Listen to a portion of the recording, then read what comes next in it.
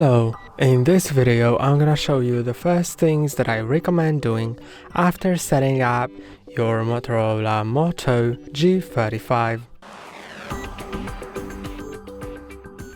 The first thing is connecting to Wi-Fi if you haven't done that yet.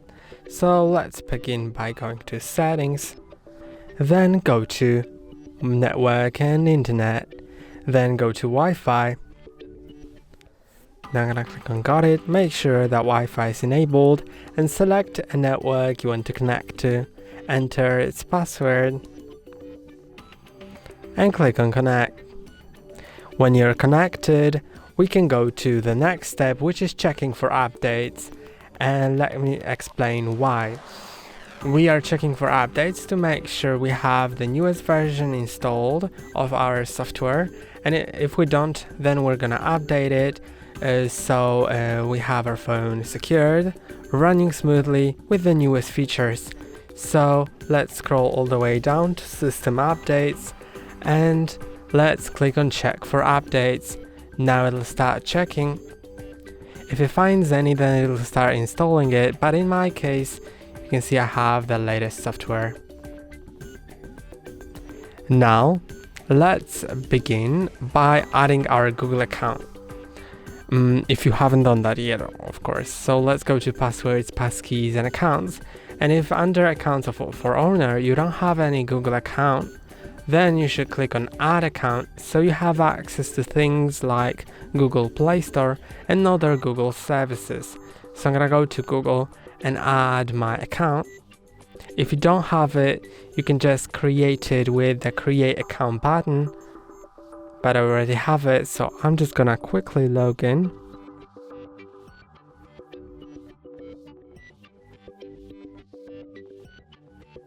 Now I'm gonna enter my password of camera.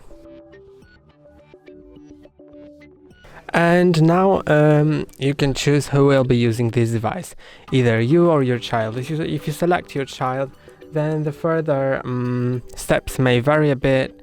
So I'm gonna select that I will be using it. Then select you need to agree to the Google Terms of Service, which you can click on and read.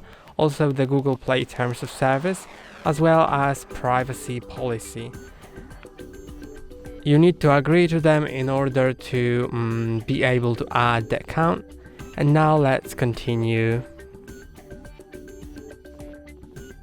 Now it'll ask you if you want to back up your device data, and in case you do, leave that selected. If you don't know whether or not to leave it selected, I recommend leaving it selected because it'll make sure your data won't get lost if something happens to your phone. I know it has crashed now and it didn't add it.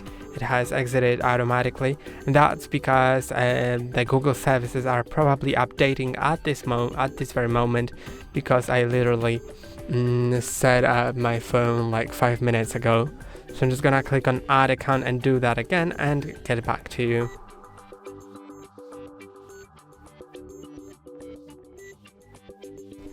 Okay, so now my account is added and let's continue. So now, since we have our Google account set, we can go to the Google Play Store to update our apps for the same reason as we're updating our system, but also some apps just won't work without an update. So I'm gonna click on get started. Now I'm gonna skip installing additional apps, and you can choose whether you want to use your Google account password or your phone's biometrics to verify your purchases in Google Play Store. I don't have my biometrics set up just yet, though I'm gonna show you how to set it up later. So I'm gonna use my password now.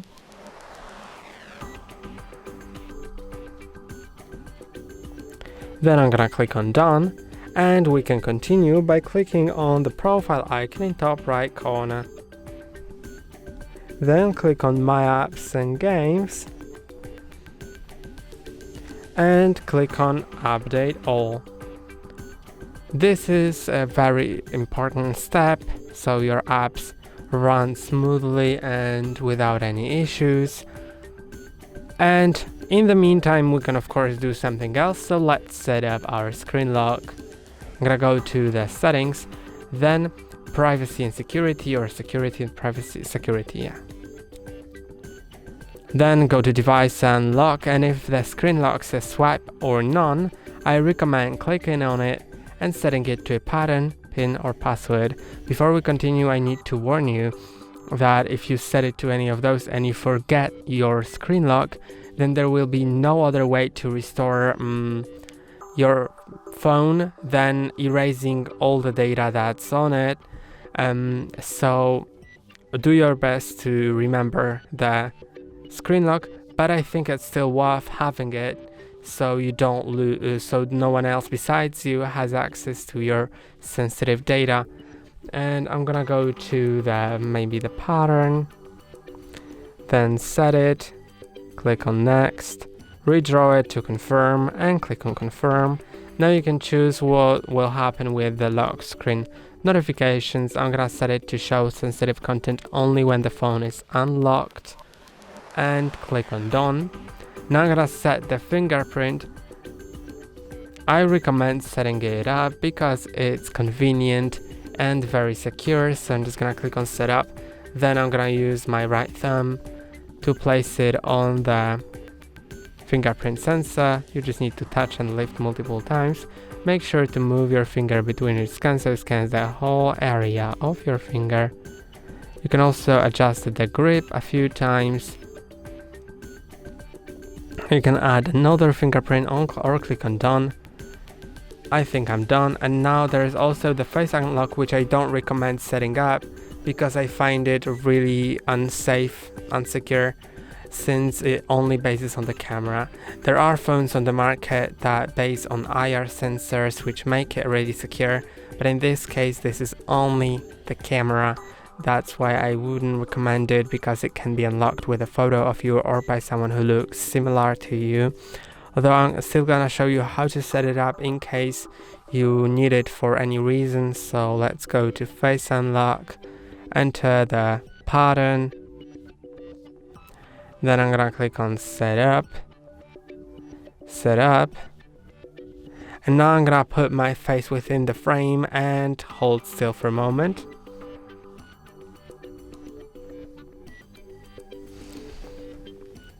Now I'm gonna leave these two options selected, click on next and click on got it. And now I'm gonna show you how to unlock your phone with these three methods. The first classic one, just swipe up on the lock screen and enter the screen lock. The second one, my favorite, fingerprint. The screen can be even off if you do it.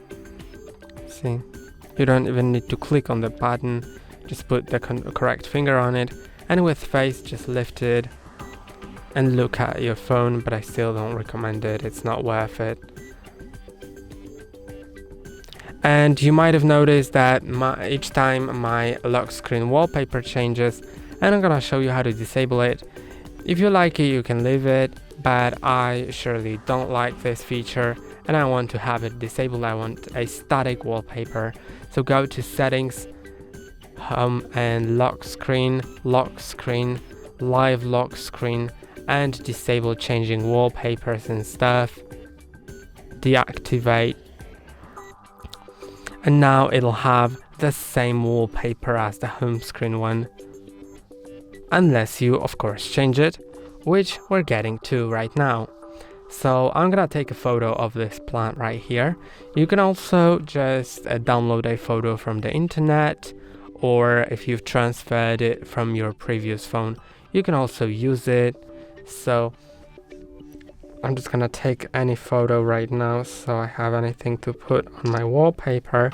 It's not the best photo that I've taken in my life, but I think it'll be good enough to be on a wallpaper. So I'm gonna go to the settings. Then in settings you need to go to wallpapers or wallpaper. Then I'm gonna select photos because I want a wallpaper from my own photos. Then select the photo you want to set as your wallpaper.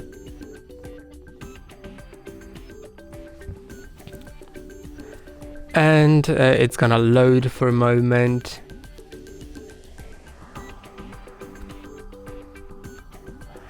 Now you can pinch it and adjust it. It has crashed, but I think it's still just because it's updating right now. So I'm gonna try again, maybe this time it won't crash. After several minutes of using the phone, these crashing issues should completely stop. This is very normal when stuff is updating. I think it looks good just like that. You can also see the lock screen preview with the hour.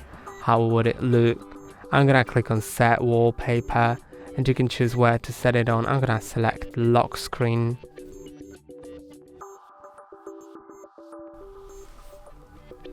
And now you can see that my home screen is unchanged, but my lock screen is a bit distorted, is actually very distorted. Actually I think I just need to set that wallpaper again, and this time it should work. So maybe there was just a one-time issue. You can try redoing it if this problem occurs, or just restarting the phone, maybe it'll help. I don't really know, it's pretty weird that it happened. Okay, and now let's go to the next step, which is sliding down from the top of your screen and clicking on finish setting up your device. Now click on start. Then it may load for a few minutes. Leave your phone untouched while it's loading.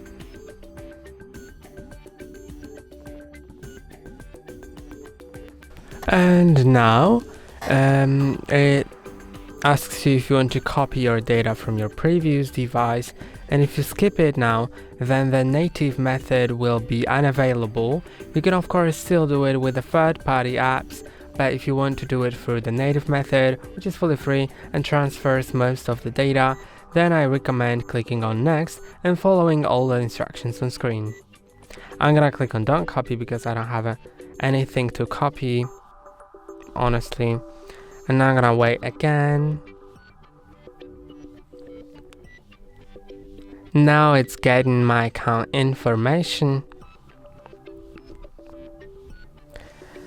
Here you can choose your browser and search engine, so I'm gonna click on next, and the browsers I recommend are Opera browser, Brave, Firefox, Google Chrome, and basically it. So you can set any of those, feel free to choose the one that you like, but these are the ones that I recommend in case you don't know which one to decide to. I personally will choose Google Chrome. Then the search engine, I will always choose the Google one, and this is the only one that I recommend, but also feel free to choose any other one if you have a different preference. Now I need to confirm my pattern for some reason.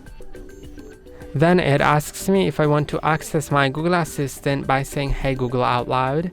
And in case you do, click on agree. If you don't, click on skip. I'm gonna agree to that, and if you're setting it up for the first time on this Google account, then you may be asked to say 4 phrases out loud to configure voice match.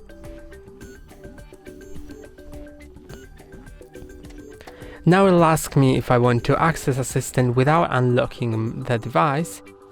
I'm gonna skip it because I don't really like this feature.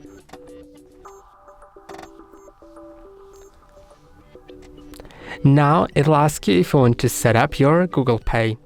In case you don't, you can just skip it, but I really like this feature because I can pay with my phone in stores or online. In stores, in physical stores, of course, by tapping the phone to the reader, and online by selecting the Google Pay option at a certain merchant. So if you want, you can click on add a card, then scan it with your camera or enter the details manually and confirm with your bank via message, phone call, or bank app.